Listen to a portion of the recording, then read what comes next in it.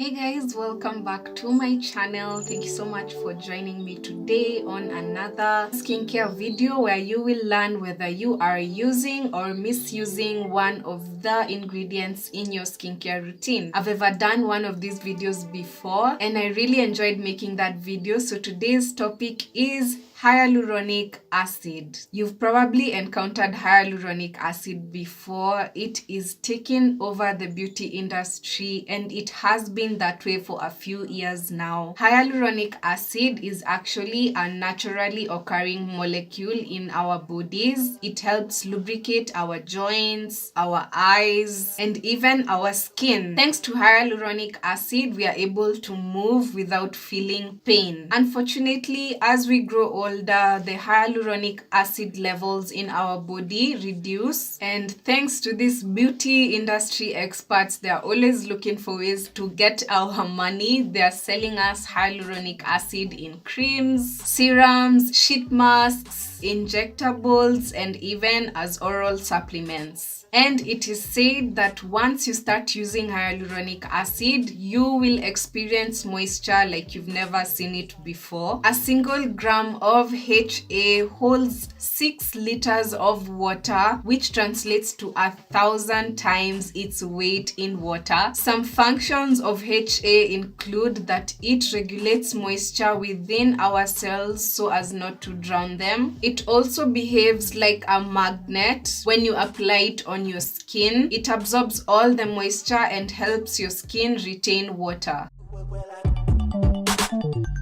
So some benefits of HA include obviously hydration. And what happens when your skin is hydrated? It becomes smooth, you get diminished fine lines and wrinkles. Your skin also begins to look radiant. And the good thing about this ingredient is that it works for most skin types. Because it is naturally occurring in the body, it is unlikely to cause any reactions. It also works well with most ingredients in your regimen like retinols, the vitamins C especially, but don't go mixing it with acids that have low pH, as these tend to degrade hyaluronic acid, and a good example is glycolic acid. So for a legit hyaluronic acid product, you will see the ingredient listed as sodium hyaluronate, and that is basically the salt of hyaluronic acid. The reason why it doesn't come in its pure version is because hyaluronic acid has very large molecules that can't absorb into the skin. Sodium hyaluronate, on the other hand, has smaller molecules that are easily absorbed. The two are basically sisters, and there isn't really one better than the other, just that sodium hyaluronate absorbs easier. So yes, I'm saying that the ingredient will be listed as that, but there are also a lot of products with just hyaluronic acid listed in the ingredients, and these tend to dupe us as consumers because HA won't absorb. So what you'll get is that the product just sits on top of your face, draws out moisture, and is eventually lost to the environment. In this instance, for HA to be effective, it has to be combined with other molecules. A good example of this is the Ordinary's hyaluronic acid product. It's made with 3 forms of hyaluronic acid, which ensures that the product will absorb, provide the maximum hydration, and not temporary effects as many dupes out there do. The Ordinary has really mastered this product. It is one of the most affordable types of hyaluronic acid out there. So if you're looking to start with the product, definitely go for that. And once you start applying, you need to start slow with HA. Give your skin a test run by just feeding it HA once a day, and if it seems to like it, move on to morning and evening.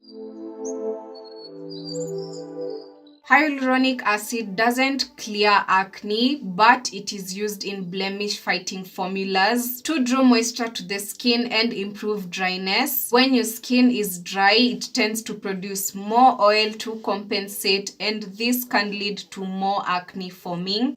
What will I do? I'll find another one just like. So how do you maximize HA? Earlier I said that HA acts as a magnet. So when I apply it to a dry surface such as this, what it will do is that it will pull moisture from my dermis so as to hydrate the surface of the skin. Using it in dry climates is also bad because it will cause the same effect. Most people who use HA kind of experience some dryness or some tightness, and that basically means that your skin is losing moisture to the environment. HA is not really a moisturizer. It behaves like more of a humectant. What we need to do is make sure that we wet our face before applying hyaluronic acid. We can use water, we can use rose water or our toners. Once HA lands on a wet surface, it knows what it's supposed to do. It will start to attract moisture from the environment, and it works best in humid areas. For us who are in dry locations, we need to make sure that we use a moisturizer or an oil to seal in the moisture after applying HA. The most potent version of HA comes in the form of a serum. Using a topical cream may not be as effective as using a serum because serums penetrate the skin easier, while creams tend to just sit on top. Serums can boost elasticity and hydration, giving your skin a youthful glow. You should wait 15 minutes before moving on to the next step after applying your serum, just to let it absorb,